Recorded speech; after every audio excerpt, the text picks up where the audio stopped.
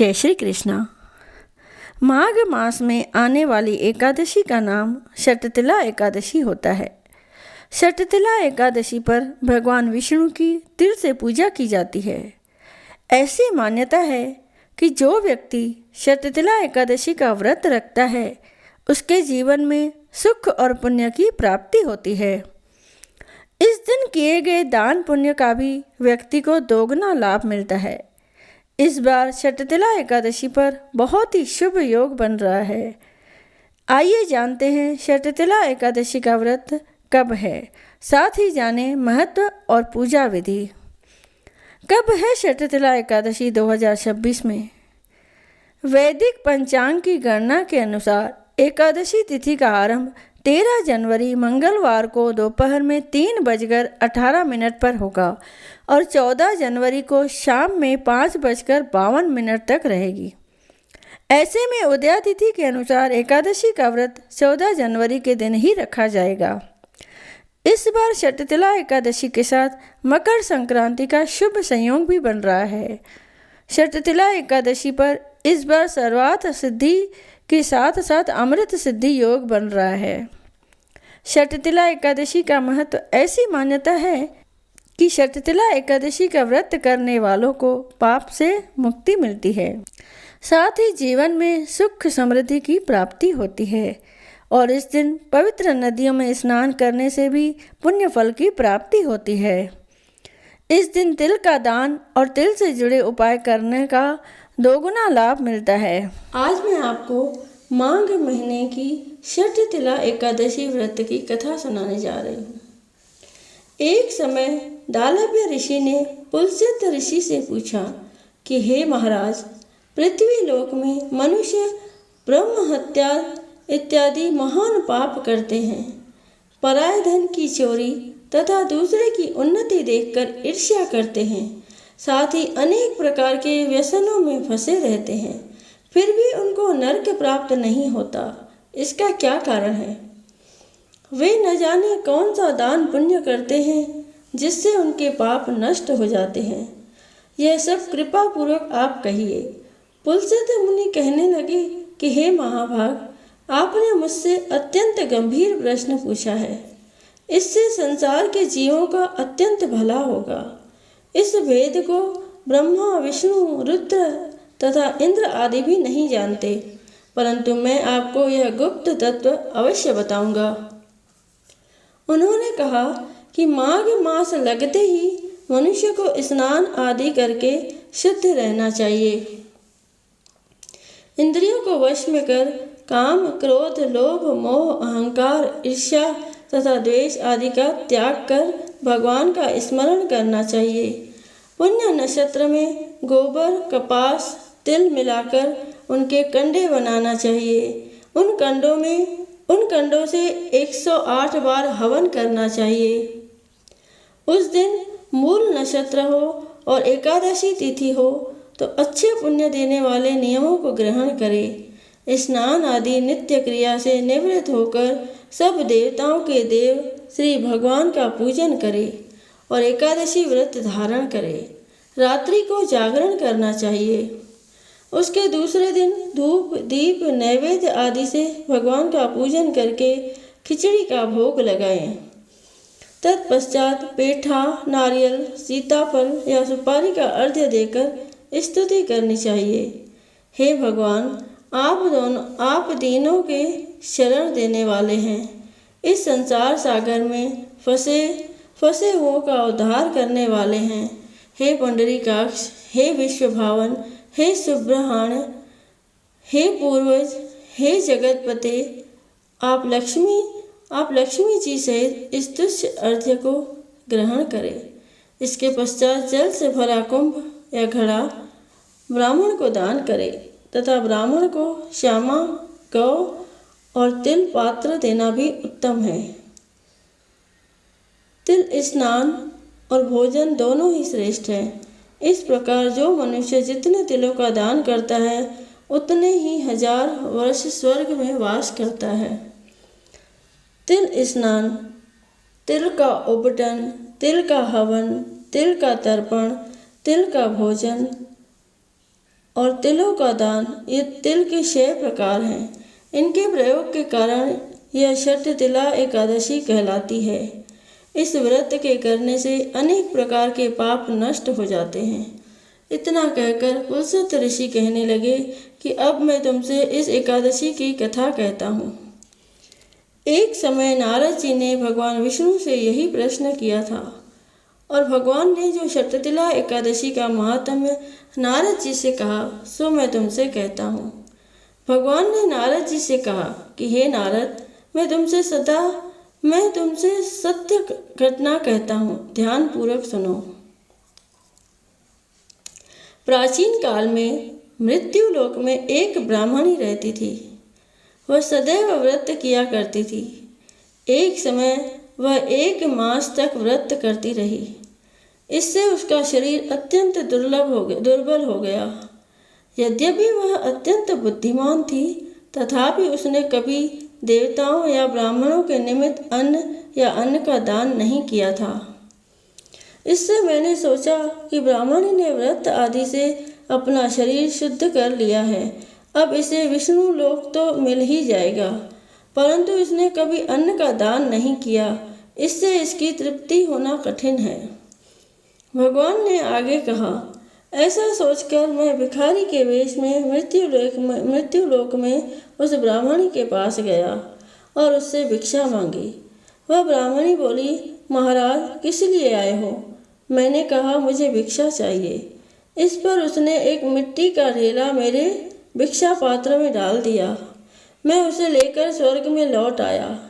कुछ समय बाद ब्राह्मणी भी शरीर त्याग कर स्वर्ग में आ गई। उस ब्राह्मणी को मिट्टी का दान करने से स्वर्ग में सुंदर महल मिला, परंतु उसने अपने घर को अनादि सब सामग्रियों से शून्य पाया। घबराकर वह मेरे पास आई और कहने लगी कि भगवान, मैंने अनेक व्रत आदि से आपकी पूजा की, परंतु फिर भी मेरा घर अनादि सब वस्तुओं से शून्य है। इसका क्या कारण है? इस पर मैंने कहा, पहले तुम अपने घर जाओ, देव स्त्रियां आएंगी तुम्हें देखने के लिए। पहले उनसे षटतिला एकादशी का पुण्य और विधि सुन लो, तब द्वार खोलना। मेरे ऐसे वचन सुनकर वह अपने घर गई। जब देव स्त्रियां आई और द्वार खोलने को कहा तो ब्राह्मणी बोली, आप मुझे देखने आई हैं तो षटतिला एकादशी का महात्म्य मुझसे कहो। उनमें से एक देव स्त्री कहने लगी कि मैं कहती हूँ। जब ब्राह्मणी ने षटतिला एकादशी का महात्म्य सुना तब द्वार खोल दिया। देवांगनाओं ने उसको देखा कि न तो वह गांधर्वी है और न असुरी, वरन पहले जैसी मानुषी है। उस ब्राह्मणी ने उनके कथनानुसार षटतिला एकादशी का व्रत किया। इसके प्रभाव से वह सुंदर और रूपवती हो गई तथा उसका घर अनादि समस्त सामग्रियों से युक्त हो गया। अतः मनुष्य को मूर्खता त्याग कर षटतिला एकादशी का व्रत और लोभ न करके तिल आदि का दान करना चाहिए। इससे दुर्भाग्य, दरिद्रता और अनेक प्रकार के कष्ट दूर होकर मोक्ष की प्राप्ति होती है। बोलो श्री कृष्ण भगवान की जय। कहा जाता है कि एकादशी व्रत में ग्यारस माता की कथा भी अवश्य सुननी चाहिए, तो सभी प्रेम से कहिए ग्यारस माता की जय। ग्यारस माता की कथा। एक बार एक राज्य में एक राजा रहा करता था। राजा बहुत ही बुद्धिमान और बलशाली था।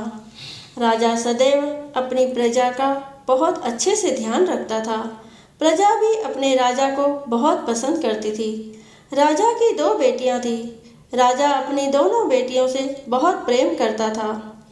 राजा की छोटी बेटी देखने में बहुत सुंदर और आकर्षक थी और राजा की बड़ी बेटी छोटी बेटी के तुलना में थोड़ा कम सुंदर थी।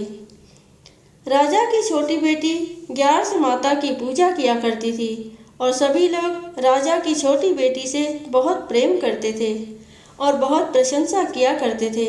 राजा भी अपनी छोटी बेटी को बड़ी बेटी से अधिक प्रेम करता था, जिस कारण राजा की बड़ी बेटी को अपनी छोटी बहन से बहुत नफरत होने लगी थी।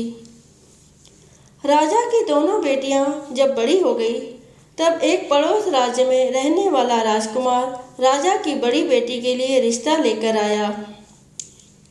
लेकिन जैसे ही उस राजकुमार की नज़र राजा की छोटी बेटी पर पड़ी तो वह राजकुमार राजा की छोटी बेटी पर आकर्षित हो गया और उससे पहली नज़र में प्रेम कर बैठा। उस राजकुमार ने राजा की बड़ी बेटी के साथ विवाह करने से मना कर दिया और उसने राजा से कहा कि मैं आपकी छोटी बेटी से विवाह करना चाहता हूँ। जिसके बाद राजा की बड़ी बेटी यह देखकर अपनी छोटी बहन से बहुत क्रोधित हो गई और राजा की बड़ी बेटी ने अपनी छोटी बहन को अपना सबसे बड़ा दुश्मन मान लिया। राजा की बड़ी बेटी ने अपनी छोटी बहन से बदला लेने का निर्णय लिया, जिसके लिए उसने अपनी छोटी बहन को जान से मारने का प्लान बनाया। राजा की बड़ी बेटी ने अपनी छोटी बहन को मारने के लिए सबसे पहले एक लड्डू में जहर मिलाकर अपनी छोटी बहन को दे दिया और उसको लड्डू खाने के लिए कहा, लेकिन लड्डू खाने के बाद भी छोटी बहन को कुछ नहीं हुआ। बड़ी बहन यह देखकर बहुत आश्चर्यचकित हो गई, लेकिन बड़ी बहन ने हार नहीं मानी और उसने जब रात में छोटी बहन अपने कमरे में सो रही थी तब एक मटके में सांप रखकर उसे कमरे में छोड़ दिया। लेकिन सांप भी छोटी बहन का कुछ नहीं कर पाया। जिसके बाद बड़ी बहन ने अपनी छोटी बहन से कहा कि चलो हम लोग कुएं में से पानी भर कर लाते हैं। जिसके लिए वह अपनी छोटी बहन को पानी भरने के बहाने कुएं के पास ले गई और उसने अपनी छोटी बहन को कुएं में धक्का दे दिया। लेकिन छोटी बहन को तब भी कुछ नहीं हुआ, क्योंकि हर बार ग्यारस माता उसकी रक्षा कर रही थी और उधर बड़ी बहन अपने सारे प्रयासों के बाद असफल हो रही थी, जिससे वह बहुत क्रोधित होती जा रही थी। फिर उसने अपनी छोटी बहन के पास जाकर उससे खुद ही पूछा कि मेरी छोटी बहन, तुमको पता है भगवान ने सबकी मृत्यु एक निश्चित समय पर लिखी हुई है और कैसे तुम्हारी मृत्यु होगी, क्या तुम यह जानती हो? क्या यह तुम जानती हो? तब छोटी बहन ने अपनी बड़ी बहन को बताया कि हाँ, मैं तो जानती हूँ मेरी मृत्यु कैसे होगी। छोटी बहन से यह सुनकर बड़ी बहन मन ही मन बहुत प्रसन्न होने लगी और उसने अपनी छोटी बहन से कहा कि तो मुझे अपने मृत्यु का राज बताओगी। छोटी बहन ने अपनी बड़ी बहन से कहा कि मेरी मृत्यु तो एक तोते में है, जो तोते के गले में एक हार है, उससे मेरी मृत्यु होगी। जब तक कोई भी व्यक्ति तोते को मारकर वह हार अपने गले में पहनेगा तो मैं मूर्छित हो जाऊंगी, और जैसे ही उस हार को अपने गले से उतारेगा तो मैं वापस से जीवित हो जाऊंगी। अपनी छोटी बहन की मृत्यु का राज जानकर बड़ी बहन बहुत ही खुश हो गई और उसने अपनी छोटी बहन को मारने के लिए उसके पालतू तोते को ढूंढना शुरू कर दिया। और छोटी बहन को इस बात का आभास हो गया था कि कोई उसकी जान लेना चाहता है, जिसके लिए वह अपने पिताजी के पास गई और उसने अपने पिताजी से कहा कि पिताजी, मेरी मृत्यु के बाद आप मुझे जलाइएगा मत, बल्कि आप मुझे अपनी पुरानी वाली हवेली में एक पलंग पर लिटाकर छोड़ दीजिएगा। अपनी छोटी लड़की की यह बात सुनकर राजा बहुत आश्चर्यचकित हो गए। राजा ने अपनी छोटी बेटी से पूछा, बेटी तुम यह क्या कह रही हो? तब राजा की छोटी बेटी ने बताया, पिताजी, समय किसी के लिए नहीं रुका है, कब क्या हो जाए किसी को कुछ नहीं पता। फिर राजा ने अपनी छोटी बेटी से कहा कि तुम ऐसी बातें क्यों कर रही हो? 2-3 दिन में तुम्हारा विवाह है। लेकिन छोटी बेटी ने अपने पिताजी को ऐसा करने पर मजबूर कर दिया और उनसे वचन ले लिया। राजा ने भी अपनी छोटी बेटी की बात स्वीकार कर ली और 2-3 दिनों के बाद जब शादी का समय आया तब राजकुमार बारात लेकर राजा के घर आया और राजकुमार और राजा की छोटी बेटी का विवाह शुरू हो गया। जैसे ही राजा की छोटी बेटी राजकुमार के साथ फेरे लेना शुरू करती है तो उसकी बड़ी बहन अपनी छोटी बहन के कमरे में जाकर उसके तोते को पकड़ लेती है और उसको जान से मार देती है। तोते के गले में जो हार था उसको अपने गले में धारण कर लेती है। जैसे ही बड़ी बहन उस हार को अपने गले में धारण करती है तो उधर छोटी बहन 3.5 ही फेरे ले पाती है और वहीं पर बेहोश होकर गिर जाती है। जिसके बाद राजा ने बड़े बड़े दर्द हकीमों को बुलवाया और अपनी छोटी बेटी का इलाज करने के लिए कहा। राजा की बात सुनकर वैद्य ने छोटी बेटी को जब चेक किया तो राजा को बताया कि आपकी छोटी बेटी न तो जीवित है और ना ही मरी हुई है। यह मैं ऐसा पहली बार देख रहा हूँ। राजा ने वैद्य और हकीम को यह बात बाहर बताने से मना कर दिया और उनको कहा कि अगर तुमने यह बात किसी को बाहर बताई तो हम तुम्हें फांसी दे देंगे।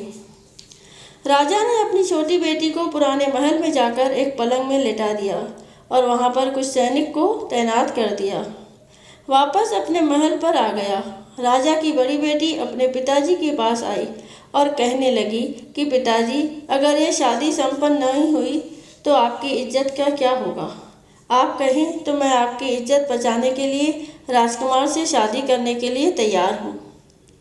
जिसके बाद राजा ने अपनी बड़ी बेटी की बात मान ली और राजा ने बड़ी बेटी को छोटी बेटी के कपड़े पहनाकर मंडप में भेज दिया। लेकिन राजकुमार यह जान गया कि यह राजा की छोटी बेटी नहीं है, बल्कि यह राजा की बड़ी बेटी है। लेकिन जब राजकुमार ने शादी करने से मना किया तो सभी लोगों ने राजकुमार को विवश करके राजा की बड़ी बेटी से बचे हुए फेरों को संपन्न करा दिया और विवाह करवा दिया। जिसके बाद राजकुमार राजा की बड़ी बेटी को अपने महल ले गया। राजकुमार राजा की बड़ी बेटी से ना तो बात करता था, न ही उसको पसंद करता था और ना ही उसके आसपास भटकता था। और राजकुमार ने यह फैसला लिया कि वह अपनी प्रेमिका को ढूंढ कर रहेगा और यह जान कर रहेगा कि उसके साथ हुआ क्या है। एक दिन राजकुमार अपने घोड़े पर सवार होकर राजा के पुराने महल के पास पहुंच गया, जहां पर उसने कुछ सैनिकों को देखा। महल के पास पहुंचकर राजकुमार ने जब महल को ध्यान से देखा तो वह समझ गया कि यह तो हमारे ससुर जी का महल है। तब राजकुमार ने सैनिकों से पूछा, तुम लोग यहाँ क्या कर रहे हो और इस महल के अंदर उस पलंग में कौन लेटा है? जिसके बाद सैनिकों ने बताया कि यहाँ पर राजा की छोटी बेटी लेटी है। यह सुनकर राजकुमार बहुत प्रसन्न हो गया। वह तुरंत अपनी प्रेमिका के पास पहुँच गया और उसकी सेवा करने लगा। जैसे ही रात हुई तो राजा की छोटी बेटी उठकर खड़ी हो गई। राजकुमार यह देखकर बहुत खुश हो गया और उसने अपनी प्रेमिका से पूछा कि तुम यहाँ क्या कर रही हो? तुम मेरे साथ मेरे घर चलो। राजा की छोटी बेटी ने राजकुमार को सारी बातें बता दी कि मेरी जान एक तोते में बसी थी और मैंने यह बात सिर्फ अपनी बड़ी बहन को बताया था और मुझे पता है उसने ही मुझे मारने का प्रयास किया है। उसके पास एक हार है जिसको वह सुबह पहन लेती है और रात को उतार देती है।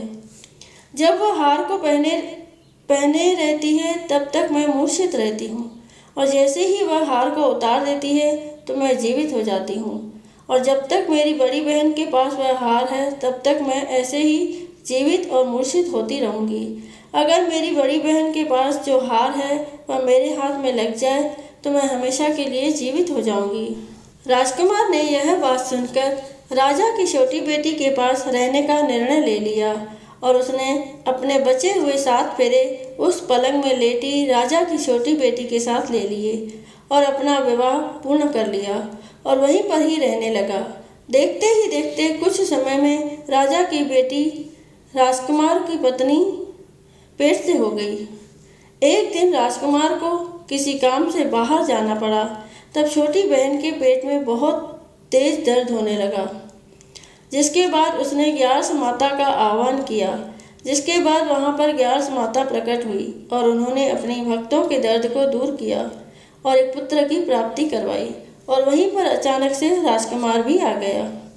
राजकुमार ने ग्यारस माता को देखा तो वह आश्चर्यचकित हो गया और उसने तुरंत माता को प्रणाम किया और ग्यारस माता ने राजकुमार से कहा कि जब तुम्हारा बेटा 5 वर्ष का हो जाए तो तुम अपनी पत्नी का हार आकर इसके गले में डाल देना। और देखते ही देखते राजकुमार और राजा की छोटी बेटी का पुत्र 5 वर्ष का हो जाता है। तो राजकुमार अपने बेटे से कहता है कि बेटा मैं कुछ काम से बाहर जा रहा हूँ, तुम अपनी माता का ध्यान रखना, और वहाँ से चला जाता है। राजा को बाहर निकलता देख बड़ी बहन के सैनिक देख लेते हैं और बड़ी बहन को जाकर सारी बातें बता देते हैं। जिसके बाद बड़ी बहन अपनी छोटी बहन के पुत्र को वहाँ से उठवा लेती है और उसको मरवा देती है। छोटी बेटी के पुत्र के 2 टुकड़े करवा देती है। पहला टुकड़ा चक्की के पास छुपा देती है और दूसरा टुकड़ा अपनी पलंग के नीचे रख लेती है। अब ग्यारस माता भिखारी का रूप लेकर आती है। एक भिखारी का रूप रखकर बड़ी बहन के पास चली जाती है, जिसके बाद वहाँ पर भिक्षा मांगने लगती है। बड़ी बहन अपने नौकरों से कहती है कि जाकर भिक्षा दे दो, लेकिन जैसे ही नौकर ग्यारस माता को भिक्षा देने के लिए आते हैं तो माता उन्हें मना कर देती है और कहती है कि मैं तुम्हारी महारानी से भिक्षा लूँगी। जिसके बाद बड़ी बहन स्वयं ही भिक्षा देने के लिए माता के पास आती है। तब माता एक बिल्ली का रूप लेकर उसके कमरे में चली जाती है और वहाँ पर छोटी बेटी के पुत्र के 2 टुकड़ों को आपस में जोड़ देती है और उसे जीवित कर देती है। उसे वहाँ से ले जाती है। राजकुमार अपने बेटे को लेकर अपनी पत्नी के पास जाता है और उसे कहता है कि तुम इसका ध्यान रखना। अगर तुम इस बच्चे का अच्छे से ध्यान रखोगी तो मैं तुमसे बात करूँगा। एक दिन राजकुमार अपने बच्चे से कहता है कि तुम मम्मी से उनके गले का हार मांग लो। जिसके बाद राजकुमार का लड़का अपने मम्मी के पास जाता है और कहता है कि मम्मी, मुझे तुम्हारा हार चाहिए जो तुमने गले में पहन रखा है। यह सुनकर पहले तो बड़ी बहन बहुत क्रोधित होती है, पर उसको यह याद आता है कि राजकुमार ने कहा था कि अगर मैं इस बच्चे का ध्यान अच्छे से रखूंगी तो वह मुझसे बात करेंगे, जिसके कारण वह हार को उस बच्चे को दे देती है और वह तुरंत हार को ले जाकर अपने पिताजी को दे देता है।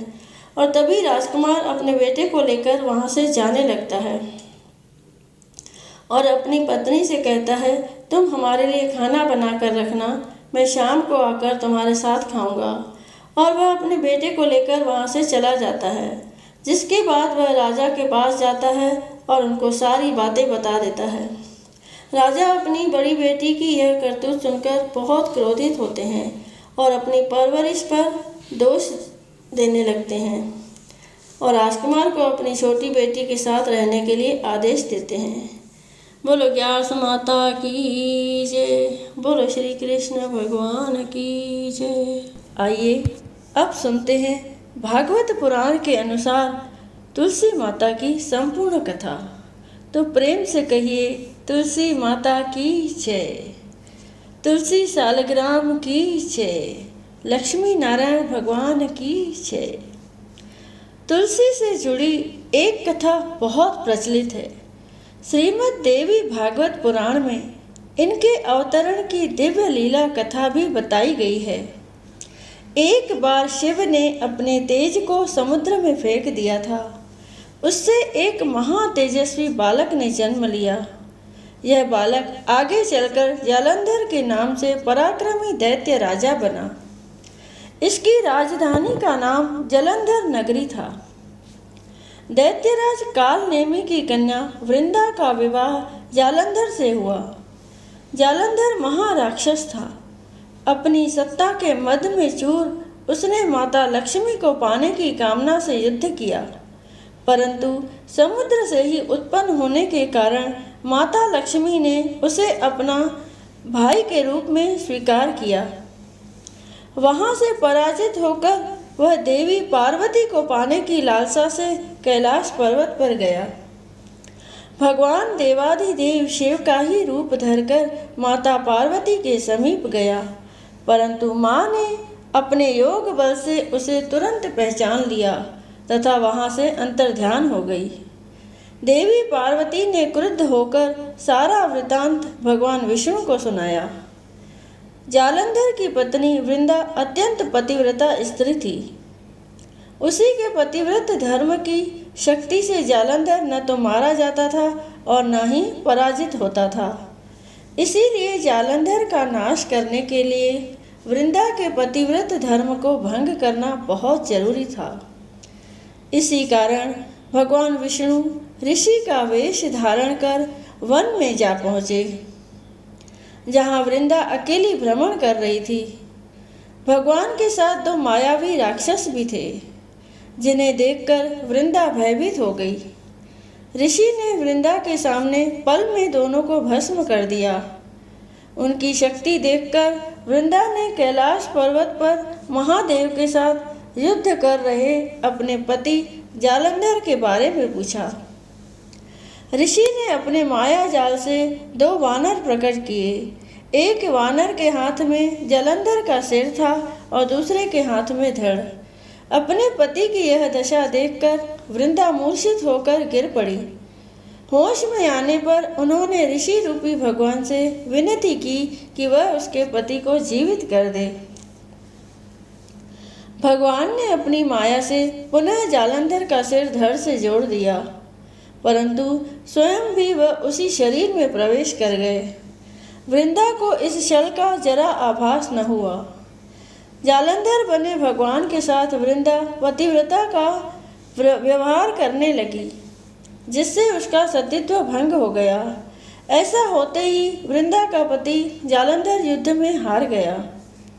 इस सारी लीला का जब वृंदा को पता चला तो उसने क्रुद्ध होकर भगवान विष्णु को शिला होने का श्राप दे दिया और स्वयं सती हो गई।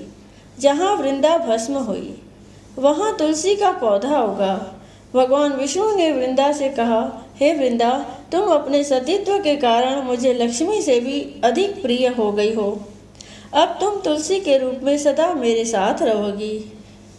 जो भी मनुष्य मेरे शालिग्राम रूप के साथ तुलसी का विवाह करेगा उसे इस लोक और परलोक में विपुल यश प्राप्त होगा। बोलिए तुलसी शालिग्राम भगवान की जय। बोलिए लक्ष्मी नारायण भगवान की जय। अब अंत में हम सुनेंगे लप्सी और तपसी की कथा, जो कि हर व्रत कथा के साथ अवश्य सुननी चाहिए, तभी व्रत का संपूर्ण फल मिलता है। लप्सी तपसी की कथा इस प्रकार है। एक लप्सी था और एक तपसी था। तपसी हमेशा भगवान की तपस्या में लीन रहता था।